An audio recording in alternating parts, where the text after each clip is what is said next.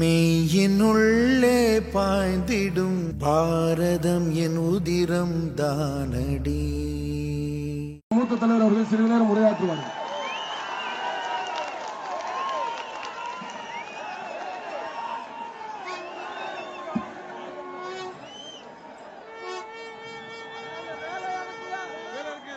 திமுக ஆட்சிக்கு சங்கூதர மாதிரியே இருக்கு.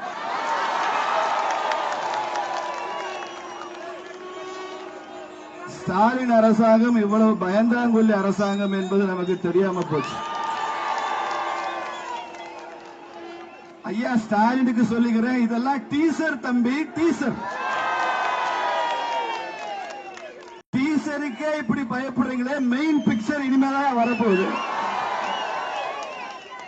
இந்த டீசர்ல இந்து முன்னணி கதாநாயகன், மெயின் பிக்சர்ல ஒவ்வொரு இந்துவும் கதாநாயகனாக இருப்பான். இதுக்கே இப்படி ஆர்ப்பரிக்கிறீங்க.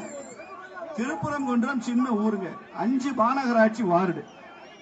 அதுல ஒரு இந்து முன்னணி, RSS, பிஜேபி, விஸ்வ இந்து பரிஷத் எல்லாம் ஒரு மாநாடு நடத்தணும், ஆர்ப்பாட்டம் நடத்தணும் என்றால் இவ்வளவு கெடுபிடி. 144 தடை உத்தரவு, 15 மாவட்ட எஸ்பிக்கள் நேற்று பூரா கமிஷனர் ஆபீஸ்ல உட்கார்ந்து இருக்கிறாங்க. இது இந்த போராட்டத்தை எப்படி முறியடிப்பது என்று. ஒரு மதவாத அமைப்பு, ஒரு முஸ்லீம் அமைப்பை கேள்வி கேட்பதற்கு துப்பில்லாத காவல்துறை இந்துக்களுக்கு மாத்திரம் இவ்வளவு கெடுபிடி நினைத்தால் இதுதான் உங்கள் சமயசார்பற்ற தன்மையா? கழுத்துல ஆட்டுக்கூட்டியை போட்டுக்கிட்டு கையில சேவலையும் கோழியை வச்சுக்கிட்டு நான் மேல திருப்பரங்குன்றம் மலையில, புனிதமான மலையில நான் ஆடு வெட்டுவேன், கோழி வெட்டுவேன் சொன்ன போது வேடிக்கை பார்த்த காவல்துறை, ராமநாதபுரத்தில் இந்துக்கள் வாக்குகளையும் பெற்று எம்பியான நவாஸ்கனி அங்கே வந்து பிரியாணி சாப்பிட்ட போது வேடிக்கை பார்த்த காவல்துறை, இன்று அந்த மலையின் புனிதத்தை காப்பாற்றுவதற்கு போராடுகிற இந்துக்கள் மீது வழக்கு, இந்துக்கள் மீது கெடுபிடி. இந்து முன்னணி சுவரொட்டி ஒட்டினான் என்பதற்காக சிறைச்சாலையில் அடைக்கப்பட்ட சம்பவம். இதெல்லாம் வரலாற்றில் இடம்பெறும். வரலாற்றில் இடம்பெறும். இந்த ஆட்சி 2026 வரைக்கும் தான், 2026 வரைக்கும் தான் கருணாநிதி ஆட்சி, ஸ்டாலின் ஆட்சி, உதயநிதி ஆட்சி. 26க்கு அப்புறம் இது முருகனின் ஆட்சியாகத்தான் மாறப்போகுது. 2026க்கு அப்புறம் இது முருகனினுடைய ஆட்சியாக மாறப்போகுது. எத்தனை நாளைக்கு தான் நீங்க ஆட்சி பண்றீங்கன்னு பார்க்கலாம். எத்தனை நாளைக்கு நீங்க பண்றீங்கன்னு பார்க்கலாம். ஒரு சாதாரண கெடுபிடி. பாகிஸ்தான்ல இந்துக்கள் உரிமை கேட்டு போராடினால் நமக்கு புரிகிறது. பங்களாதேஷ்ல இந்துக்கள் உரிமை கேட்டு போராடினால் நமக்கு புரிகிறது. அதெல்லாம் இஸ்லாமிய நாடுகள், இந்துக்களுக்கு உரிமை இல்லை, உரிமை கேட்டு போராடுகிறார்கள். இந்தியாவிலும் இந்துக்கள் உரிமை கேட்டு போராடுகிறார் என்றால் இதை பிஜேபி ஒரு நாளும் அனுமதிக்காது என்பதை திமுக அரசுக்கு நான் எச்சரிக்கையாக சொல்றேன். இங்கேயும் நான் இந்துக்கள் உரிமைக்காக போராடணுமா? திருமுருகாற்றுப்படையில 2000 ஆண்டுகளுக்கு முன்பு வந்த சங்க இலக்கியம் திருமுருகாற்றுப்படை.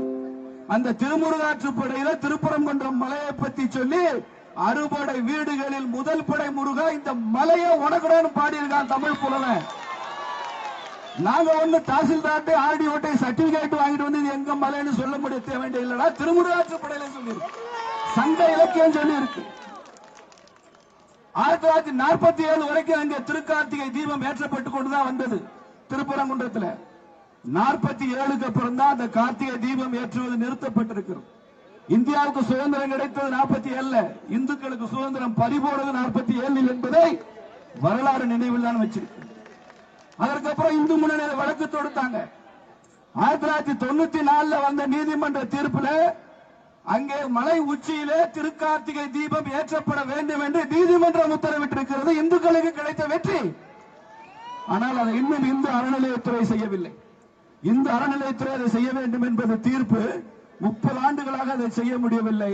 2026 திருக்கார்த்திகை தீபம் தமிழ்நாட்டில் இந்துக்கள் ஆட்சி வரும்போது திருப்பரங்குன்றத்தில் ஒரு வருஷம் தான் நீங்க பொறுத்திருக்கணும். ஒரே ஒரு வருஷம் பொறுத்திருந்தா போதும். 1893 மெக்லினியஸ் மேனுவல் அப்படின்னு வெள்ளக்காரன் ஒரு கெசட் வெளியிடுறான். அதுக்கு பேரு மெக்லினியஸ் மேனுவல், MCLEANS. அதுக்கு பேரு மீடியா இருக்கிறதுனால ஸ்பெல் பண்றேன்.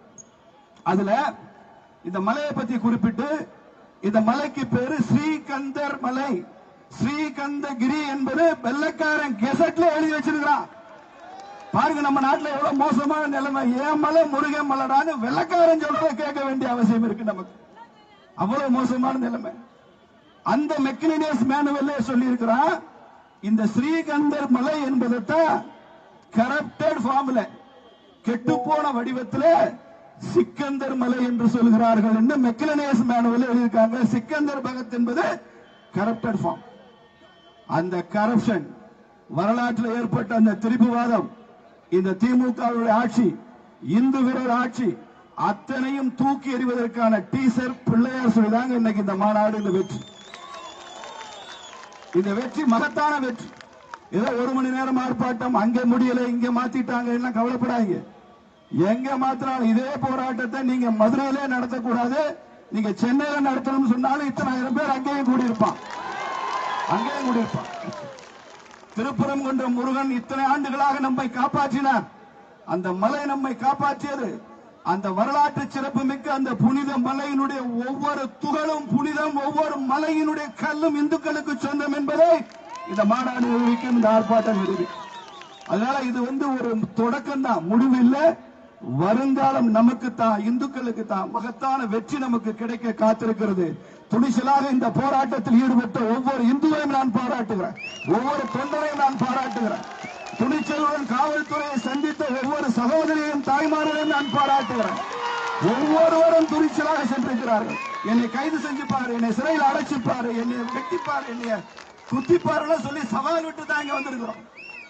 அப்படிப்பட்ட ஒரு நிலை இன்றைக்கு மதுரையில் உருவாயிருக்கிறதுன்னா நமக்கு எல்லாருக்கும் வாழ்த்துக்களை நமக்கு முன்னால் இந்த மகான்கள் நமக்கெல்லாம் அருளிக் கொண்டிருக்கிறார்கள்.